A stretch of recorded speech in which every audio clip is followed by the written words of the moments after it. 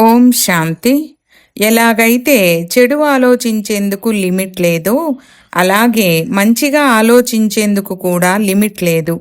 ఎంతగా మీ గురించి చెడుగా ఆలోచిస్తున్నారో, అంతగా ఎన్నో రెట్లు ఎదుటివారి గురించి మంచిగా ఆలోచిస్తూ వెళ్ళండి.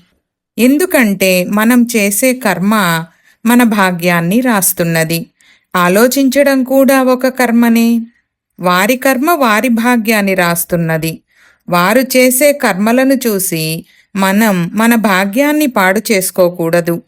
కాబట్టి మనతో చెడుగా వ్యవహరించే వారికి మనం ఏమివ్వాలి? పరమాత్మ శక్తులు, పరమాత్మ ప్రేమ మరియు అనేకమైన ఆశీర్వాదాలనివ్వాలి.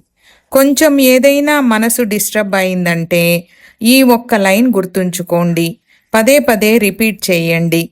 అంతేగాని మనసులో ఏడవకూడదు. మనసును ఏడ్పించకూడదు. మనసును తప్పుదారి పట్టించవద్దు. మనసు తప్పుదారిలో వెళ్తుంటే మళ్ళీ సరైన దారిలోకి తీసుకురావాలి. అది తప్పుదారిలో వెళ్తుంటే మళ్ళీ సరైన దారిలో తీసుకురావాలి. ఈ విధంగా అది వెళ్తుంటుంది, మనం తీసుకురావాలి.